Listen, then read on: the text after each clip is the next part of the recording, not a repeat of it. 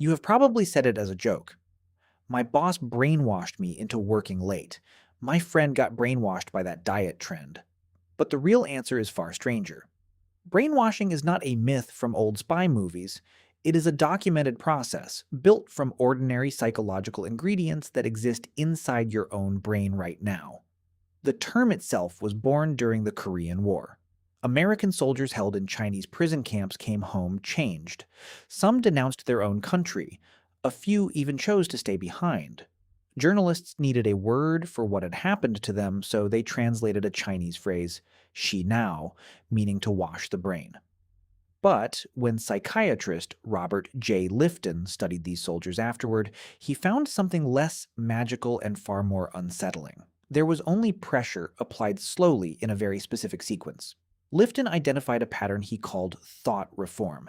It did not require torture devices or strange machines. It required control over information, identity, and time. Keep a person uncertain, tired, and dependent. Then introduce the new belief system gradually, rewarding acceptance and punishing doubt. Let's start with isolation, because everything else depends on it. Your beliefs are not built alone. They are built in conversation with other people. Family, friends, coworkers all act as a reality check. That friction keeps your thinking anchored. Cults and extremist groups understand this, so the first move is usually the same. Separate the target from their support system. Once that reality check disappears, whatever fills the silence becomes the new truth. Now add repetition. Your brain is efficient. It does not want to reevaluate every idea from scratch every day, so it relies on a mental shortcut. If you have heard something many times, your brain assumes it must be true. Psychologists call this the illusory truth effect, and it was formally studied by researchers including Lynn in the late 1970s. Repetition alone was enough to shift belief. Cult leaders chant the same phrases. Propaganda repeats the same slogans. Abusive partners repeat the same criticisms until they start to feel like fact. Then comes social pressure, and this is where one of psychology's most famous experiments enters the picture. In the 1950s, Solomon Asch asked participants to complete a simple task. Judging the length of lines on a card, the answer was obvious. But Asch placed each real participant in a room with actors instructed to confidently give the wrong answer. Around 75% of participants conformed to the incorrect group answer at least once, even though their own eyes told them otherwise. Because humans value belonging over being right. In a cult or extremist group, that wiring gets weaponized. Disagreement doesn't just risk being wrong, it risks exclusion. Fear plays a devastating role, working deeper than conscious thought. When you are afraid, your body shifts into survival mode, not careful reasoning. Blood flow moves toward the muscles you'd need to run or fight. The parts of your brain responsible for slow, deliberate thinking quiet down. It is disastrous if someone is deliberately keeping you afraid in order to make you compliant. Chronic fear, sleep deprivation, and unpredictable punishment keep a person reactive and too exhausted to question what they are told. Authority adds another layer, and the science becomes uncomfortable. In 1961, Stanley Milgram ran a study at Yale University that would define an era of psychology. Participants were told to administer what they believed were increasingly painful electric shocks to another person, simply because a man in a lab coat calmly instructed them to continue.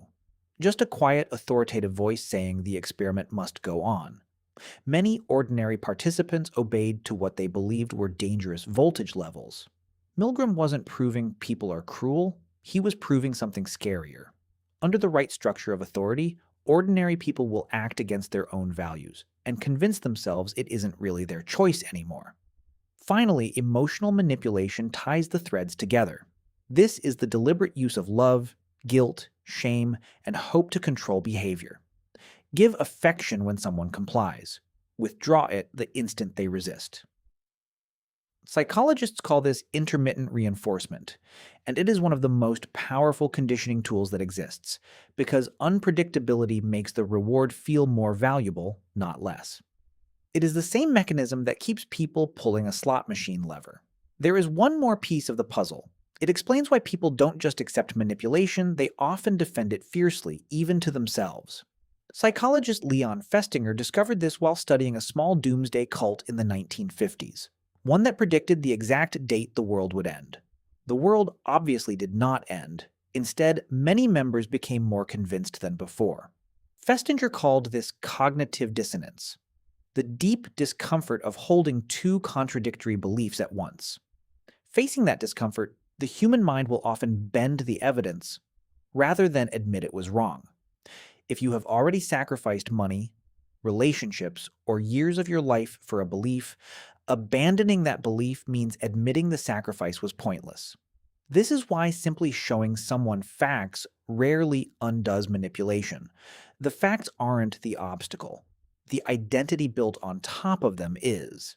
Think about how this plays out far outside of cults. Someone spends years defending a bad investment, a toxic friendship, or a political figure, and every new piece of contradictory evidence somehow makes them dig in harder.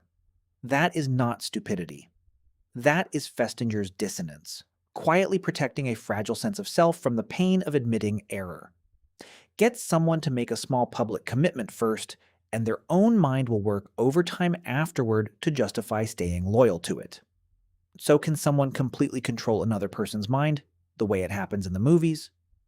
Not quite. Real thought reform is slower, messier, and more dependent on circumstance than fiction suggests. It does not create a robot with no will of its own. It creates someone whose sense of reality has been so gradually reshaped that their new beliefs feel like they arrived there on their own. That is what makes it so effective and so hard to detect from the inside. Leaving a manipulative situation is also harder than people assume. The isolation has to be undone. The fear response has to calm down.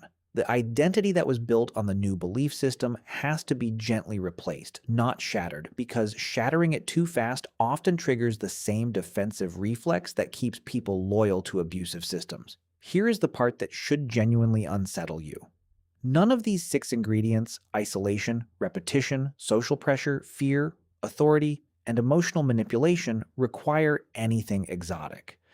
An algorithm that isolates you inside a feed built only from opinions you already hold. An advertisement repeated so many times the product starts to feel familiar, even trustworthy. A group chat where disagreeing feels riskier than staying quiet. A boss whose approval you chase without quite noticing why.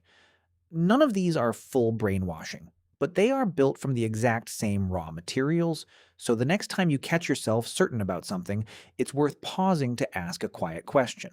Did you arrive at this belief through evidence, weighed calmly and freely? Or did it arrive through repetition, isolation, fear, or the simple desire to belong? You probably still think brainwashing is something that happens to other people, in other places, under extreme conditions you would obviously recognize. The machinery of influence isn't hiding in some distant cult compound. It's running quietly in the background of your everyday life. And the first step to resisting it is admitting that it's there at all.